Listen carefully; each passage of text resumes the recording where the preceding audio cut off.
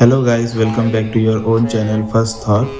आज इंडिया ने successful flight test कर लिया है हाइपरसोनिक टेस्ट डेमोन्स्ट्रेशन व्हीकल का और अपने आप को इंडक्ट करवा लिया है in the race of developing hypersonic cruise missile. So basically cruise missile है क्या?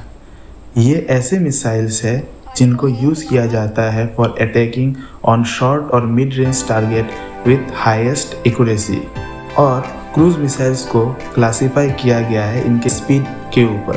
फर्स्ट में आता है सबसोनिक क्रूज मिसाइल, सेकंड में सुपरसोनिक क्रूज मिसाइल और थर्ड में hypersonic cruise missile. Subsonic cruise missile की बात की जाए तो ये मिसाइल्स साउंड की गति से धीमे चलते हैं, अप्रॉक्स एन स्पीड ऑफ 0.8 माक। और बहुत सी कंट्रीज़ ने इस मिसाइल को पहले भी डेवलप कर लिया है। और अगर इसका एक उदाहरण देखा जाए तो American made Tomahawk cruise missile एक एक्सीलेंट उदाहरण है इसका। इंडिया और एक्सोसेट ऑफ फ्रांस ने मिलकर निर्भय मिसाइल भी बनाई थी जो सबसोनिक क्रूज मिसाइल के अंडर में आती है। उसके बाद आते हैं सुपरसोनिक क्रूज मिसाइल जो इजीली अटेन कर सकते हैं स्पीड ऑफ अराउंड 2 to 3 माक। और इस गति से वो तकरीबन 1 किलोमीटर 1 सेकेंड में ट्रेवल कर सकते हैं। और इसका बेहतरीन उदाहरण है India Russia jointly made BrahMos. ये एक ऐसा सुपरसोनिक क्रूज मिसाइल है जिसने सिर्फ स्पीड ही नहीं अपने टैक्टिकल क्रूज मिसाइल ट्रायल भी कंप्लीट किए हैं।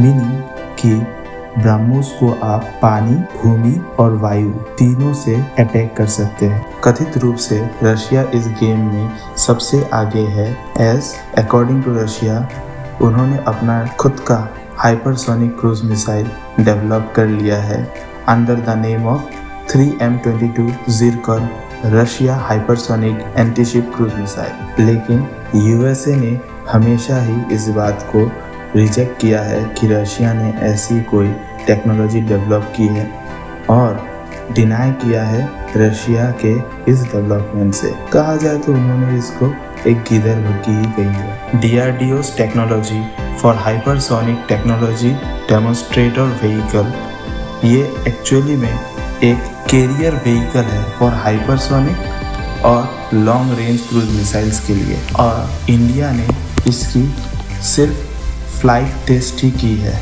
लेकिन ये एक बहुत बड़ा स्टेप है of India in indulging its name in the race and also the elite group of countries like United State, Russia and China. क्योंकि बस इन 3 ही कंट्रीज ने इस टेक्नोलॉजी के ऊपर थोड़ी बहुत अचीवमेंट की है। इंडिया पहले से ही होल्ड करता है ब्रह्मोस क्रूज मिसाइल, तो फिर जरूरत क्या थी इस हाइपरसोनिक क्रूज मिसाइल की?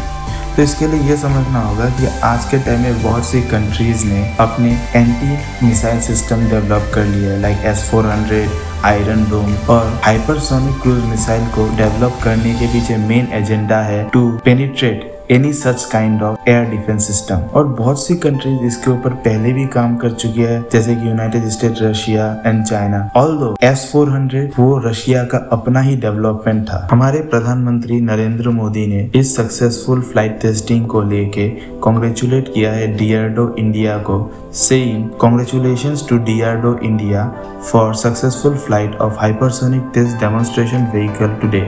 The scramjet engine developed by our scientists helped the flight achieve a 6 times the speed of sound. Very few countries have such capabilities. यहाँ पे जिस इंजन का नाम लिया गया है वो है स्क्रैमजेट इंजन। ये एक डेवलपमेंट है ऑन द रैमजेट इंजन जिसको यूज किया गया था in BrahMos missile. On testing BrahMos missile ये पाया गया कि ramjet engine after achieving Mach 2 speed इसके टेम्परेचर में इंक्रीमेंट पाया गया और इसकी एरोडायनामिक्स और मैन्यूवर में भी दिक्कत पाई गई। सो स्क्रैमजेट इंजन एक डेवलपमेंट है on the ramjet engine technology. उसके बाद मोदी जी आगे लिखते हैं कि ये व्हीकल अटेन कर सकता है speed of 6 times the speed of sound, कि ये ध्वनि की गति से 6 गुना तेजी से बढ़ सकता है, that means mark 6। And very few countries have such capability today. और बहुत सी लिमिटेड कंट्रीज ने ही इस तरह की उपलब्धि की है। इनसे इसका तात्पर्य ये है कि भारत भी अब एक एलीट ग्रुप में शामिल हो चुका है। जैसे ही उड़ीसा खोज से ये टेस्टिंग स्टार्ट हुई थी, साथ ही इंडिया ने अपने आप को इंडक्ट कर लिया था in the developing of a new class of ultra modern vehicle. ये कोई एंड नहीं है, ये स्टार्ट है ऑफ नए चैलेंजेस की जो DRDO आने वाले दिनों में फेस कर सकता है, चाहे इस व्हीकल की टेम्परेचर मेंटेनेंस की हो या फिर इसके एरोडायनामिक्स की हो। तो पहले समझ लेते हैं जो टेम्परेचर इसमें क्या रोल करता है। मार्क 6 अटेन करने के साथ ही साथ एक व्हीकल में जो फ्रिक्शन की वजह से जो टेम्परेचर इंट्रोड्यूस होता है उसको मेंटेन कैसे किया जाए और इसमें मैन्यूवर के लिए एरोडायनामिक्स को किस तरीके से रखा जाए, इस विषय में अभी DRDO को चैलेंजेस आने वाले हैं। हालांकि ये टेस्ट ने बहुत से डाउट्स क्लियर कर दिए about the technologies put into this, चाहे इस प्रोपल्शन फॉर इग्निशन हो या फिर सेपरेशन मैकेनिज्म हो at access of mark 6। So guys, आप मुझे कमेंट सेक्शन में ये लिख के बताइए कि आपको क्या लगता है इंडिया के इस डेवलपमेंट के बारे में। Thank you. अगर आपको वीडियो अच्छा लगा है तो लाइक, शेयर और सब्सक्राइब जरूर करें।